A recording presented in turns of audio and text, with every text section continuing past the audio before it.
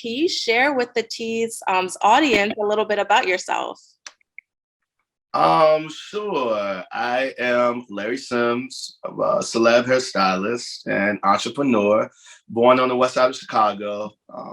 Started off, yeah, as a dancer in entertainment, and eventually moved to LA and started to pursue that, and that led to what I'm doing today, which is working with some of the most beautiful Black queens that we see that grace our TV screens and our radios. And it's just been a very amazing journey so far. It really has been. And you mentioned how you started your career as a dancer. You were dancing for 13 years. You danced with like Yeah. Elliott, and you were in the Get Your Freak On video. Yeah. What was that experience like, and working with so many different artists? Yeah. I mean, it was amazing because I've been a fan of so many people's that I've been able to, dance for, tour with, work for. Being from Chicago, is really hard for us to figure out a way to navigate to sort of like the big timeness of what Hollywood represents. It's like the bright lights and the action of what the city creates for you in terms of experience is really dope. So it was great. I got to LA and she was one of the first people that I auditioned for. And, she hired me and we just started working with each other, video after video, tour after tour. I think I worked with her throughout 4 or 5 of her albums. And just kind of, was able to shuffle through gigs outside of her. Also, I worked with Black. They were the first girl group the first gig that afforded me to be able to move to LA. Oh. So it's just, I've had a really great run as a dancer. I was in Dreamgirls, I was in Stomp the Yard.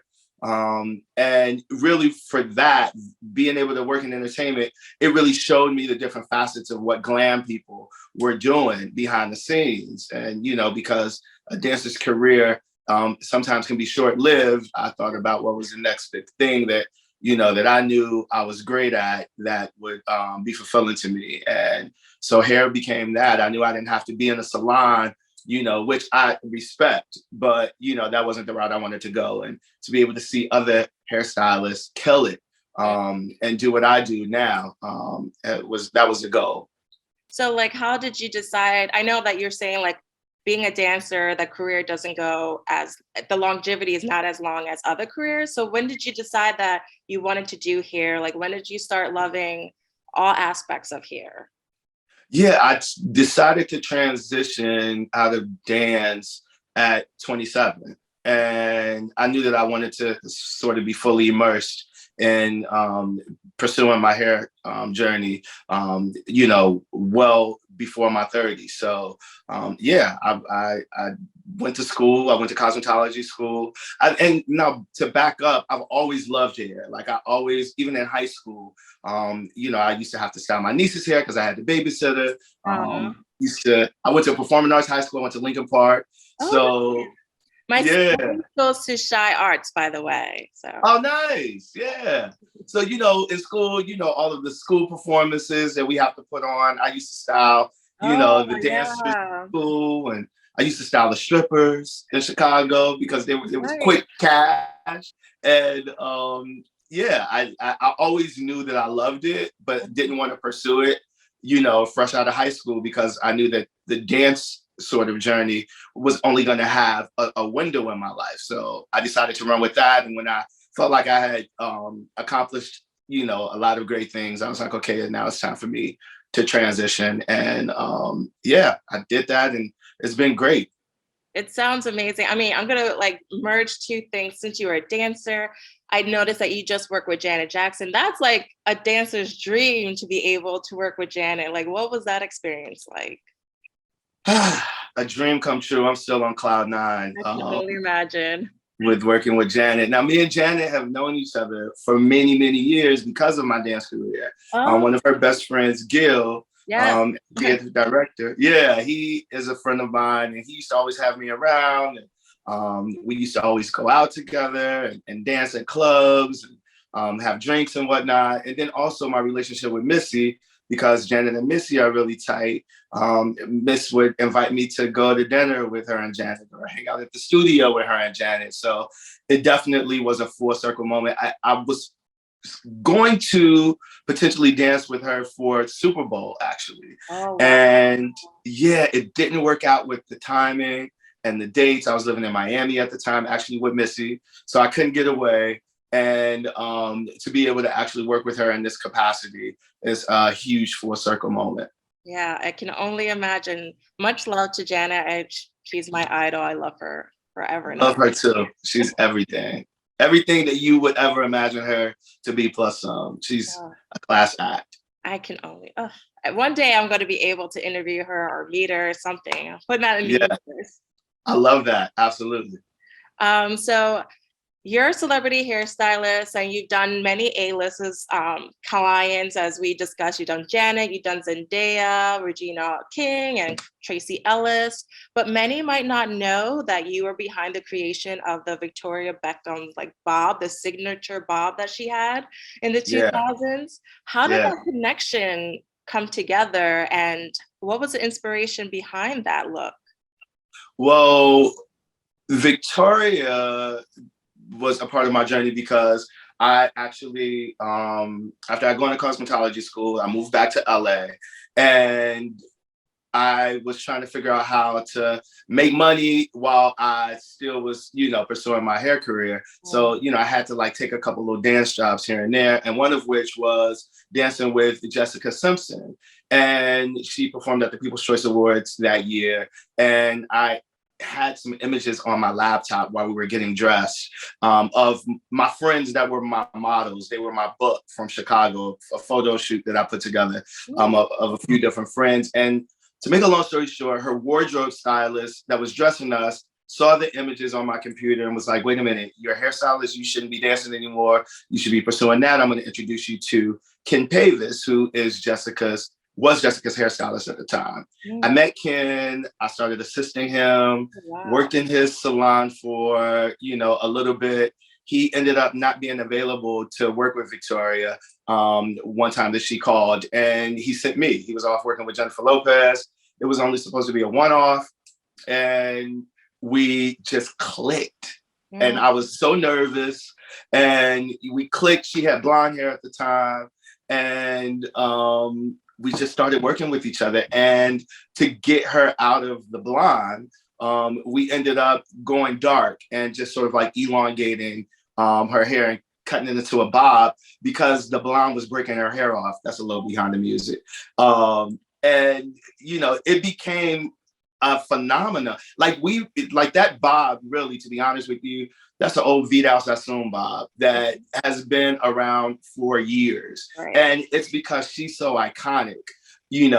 Everybody wanted to know, oh my God, who did the bob? Like, who was the guy behind the bob?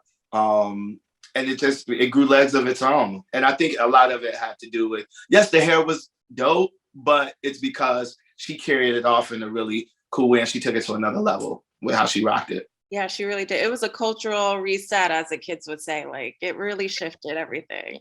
It did. That's crazy. And, for it to be she was my first really huge client. And that's when it all began. Agencies started calling, and other clients started calling, and contracts started happening. And I owe a lot of that to Ken and Victoria, for sure. Wow, that's a blessing to have that as your first major moment in here when you're making that transition. Yeah, I got very lucky, just very fortunate, for sure. Yeah. What I find so fascinating about your career is that it's very unconventional compared to a lot of hairstylists. And in 2017, you had your own reality TV show on Bravo called Invite Only in Cabo. Yes. How was that experience like? Reality TV seems like such a different entity within itself. So how was that for you? It was a beast. Yeah. Another sign of good fortune, really. Sally Ann Sosana, who created Jersey Shore, and she did the Snoop and Martha show, and she is doing a show with Taraji, like when she's on the couch talking to people about life and therapy. You know, she's a world-renowned reality TV show producer. She reached out to me. This is like the second or third idea that she had reached out to me about. And, you know, this was the one that stuck. I actually was out pitching, working on another TV show that actually got picked up, and it fell apart. It was going to be on WeTV, and it was more hair based. You know, it was centered around hairstyling, and that's what I'm known for, right? So that would have made sense. Right. And then when that fell apart, it was like Sally came in immediately without even knowing about the other project, and was like, "Look, Bravo wants to do this show. I think you would be perfect for it. I'm producing it. You know, here's what the premise of the show is, which is, you know, me and a group of friends go out on vacation. Everybody thinks that they're my best friend, but they're really all departmentalized. They don't know each other, and which is true. And we all got thrown into this big mansion in Cabo, and you know, the story unfolded. So it was crazy. It was a crazy ride. We shot it for 6 weeks. And I didn't see what the world was going to see until it came on TV. So, you know, down to the edits and everything, I was watching with everybody else. And it was an interesting, to say the least, experience. And definitely grateful for it, because it really sort of like put my name on the map in a different way. And it allowed me to shine brightly in ways that probably wouldn't have happened before if I hadn't done the show. So would you ever do a reality TV show again? We're working on actually a couple of great things. I have 2 projects in particular that I'm really excited about, that I created, which I'm really thankful that production companies and networks find really interesting. So, you know, there's so many levels and processes that go into getting a show picked up, you know, what network, and all of that kind of stuff. So if it all goes well, fingers crossed, yeah, absolutely. I would love to do more, but it definitely is going to be more about what I do for a living versus following me around, looking at what I'm feeding my dogs. I don't think I'm that interesting. Well, clearly you are, since, you know, you're getting so many TV deals. That's so awesome. We'll keep our eyes peeled for these shows in the future. Thank you. I appreciate it. No problem.